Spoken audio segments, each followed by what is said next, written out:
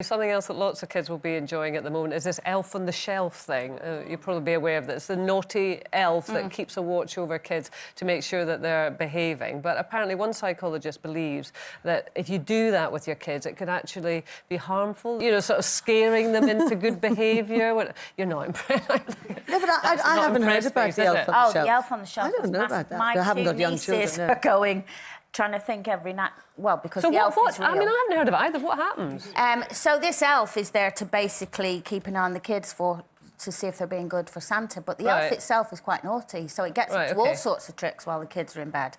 I mean, my niece's and nephew's elf is up, but they got up the other morning and the whole Christmas tree was wrapped in toilet paper from top to bottom, and toilet paper all around the house, and the elf sitting in the empty toilet holder at the end, like. Wow. No, that's a full-on job for the elf, isn't it? My issue with this about, it may cause kids distress, you know, one of the best things about Christmas is your kids behave for 3 months before. Every 2 minutes you're going, if you're not good, Santa won't come, and straight away. And it was the same for me as a kid. You know what I mean? My mum and dad, well, you better be good because you'll be on Santa's naughty list. It is funny, isn't it? Because I always just think, if your child doesn't like it, then stop. If it isn't working for your child and it really is creeping them out and they have nightmares over the elf on the shelf, don't do it. But for some of us, Coles, it's blooming brilliant. Yeah, It's funny, we were talking about tradition and, of course, going back to my childhood days, I mean, it really was the apple in the toe of the stocking because there wasn't much fruit around at that point.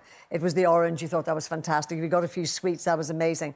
But I can remember crystally clear when I got this doll that I'd been looking at in the streets of Portadown for months before Christmas, and I got the doll on the day. But we only really got one major present. But what my dad used, he used to do a bit of tricks on Santa Claus, really, as well as us. Because one year we went down to see what Santa had left us, and there were 3 children. There were 7 years between us, so obviously different ages. And when we went down, in order to scare Santa when he came down the chimney, he had built a man, a proper-sized man. Wow. And he had brought a string up to the bedroom, to his bedroom.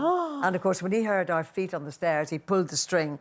Well, my goodness, we were shocked out of our pyjamas and we ran back up the stairs again. But oh, my goodness, scared the life out of you. Oh, yes, the hand would go up and down like that. We were terrified. Yeah, I mean, that's traumatic. Are you scarred for life from it? Not at all. You deserve that We still award. talk about it. But I suppose if you're saying, Santa's watching or the elf's watching, whatever, I mean, are you going to follow through? So, I mean, if they are naughty, I mean, would you actually, like, withhold the presents or...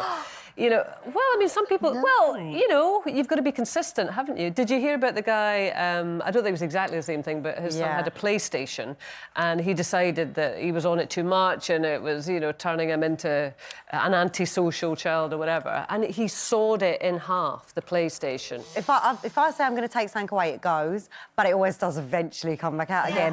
So I've many a times thrown things in my bin and then, like, hours later had to siphon through all of the rubbish and food and stuff and whatever to get it back out so I can hide it till they're good enough to get it back. But I do think if you threaten children, though, I mean, if you say, right, there'll be no PlayStation for, until next Monday. Well, I tell you what, Gloria, if you're not quiet now, we're going to crash the break, OK?